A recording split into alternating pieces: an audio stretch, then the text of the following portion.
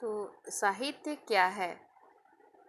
तो हित सहित लिखित रूप से संजोकर रखे गए भाव विचार ही साहित्य हैं। हित सहित लिखित रूप से संजोकर रखे गए भाव विचार ही साहित्य कहलाते हैं।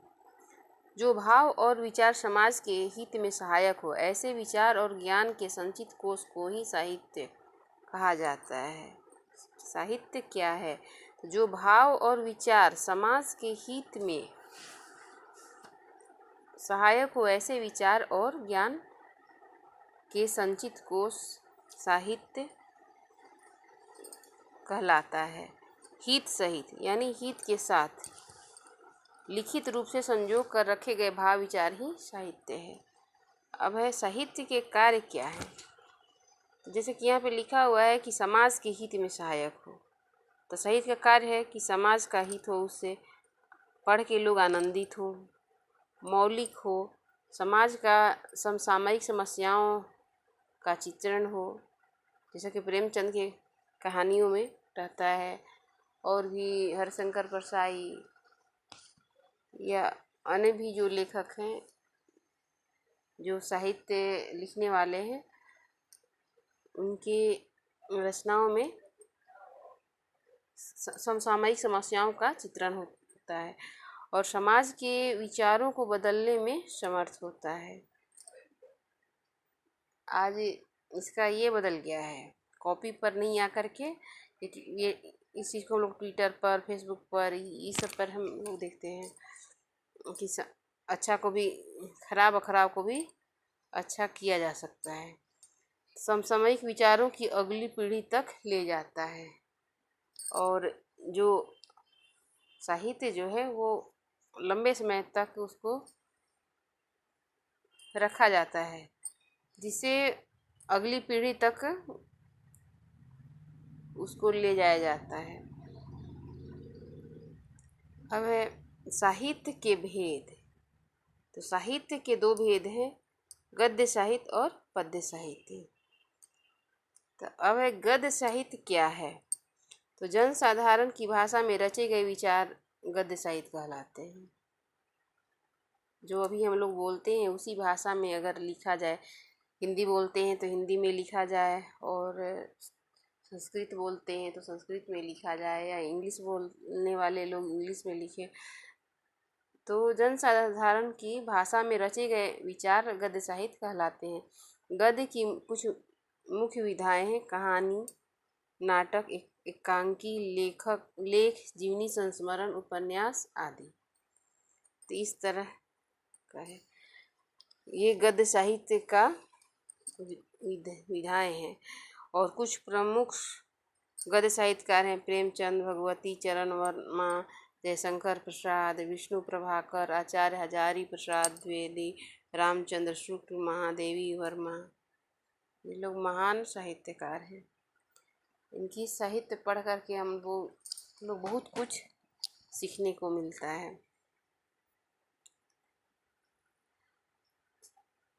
अब है पद्य साहित्य। साहित्य जो है वो दो तरह का होता है: गद्य साहित्य, जिसको इंग्लिश में प्रोज कहते हैं, और पद्य साहित्य, पोएट्री।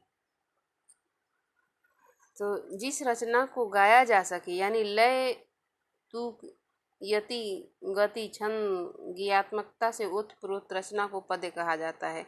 ये होने के कारण इसे याद रखना आसान होता है। कविता, कुंडलियाँ, गजल, खंड काव्य, महाकाव्य, गीत, दोहा आदि श्रेणी में आते हैं। और ये जो पद्य भी के माध्यम से भी लोग विचार को प्रकट करते हैं। इस भद्रकमणि चौहान का कविता वीरों का वसंत, उसके माध्यम कहने को तो कविता था, भर रही कोकिला उधर तान, रणभेरी हो या कृपान, सब पूछ रहे हैं दिग दिगंत, वीरों का कैसा हो वसंत। तो ऐसे तो देखने पे लगेगा कि एक पोएम है, लेकिन उसके माध्यम से जब देश हमारा गुलाम था तो जनता को सांकेतिक रूप से कहा गया था कि अब युद्ध करने के लिए तैयार हो जाओ। इसी तरह से गजल है, खंड काव्य है, रामायण महाकाव्य है, कबीरदास का दोहा है, और रहीम का दोहा है। ये सबसे बहुत सीखने को मिलता है। और इसका प्रमुख पद्य साहित्यकार हैं सूरदास, तुलसीदास, रहीम, कबीर, भारतेंदु हरिश्चंद्र, सूर्यकांत त्रिपाठी, निराला, सुमित्रानंदन पंत, सुभद्रा कुमारी चौहान, माखनलाल चतुर्वेदी।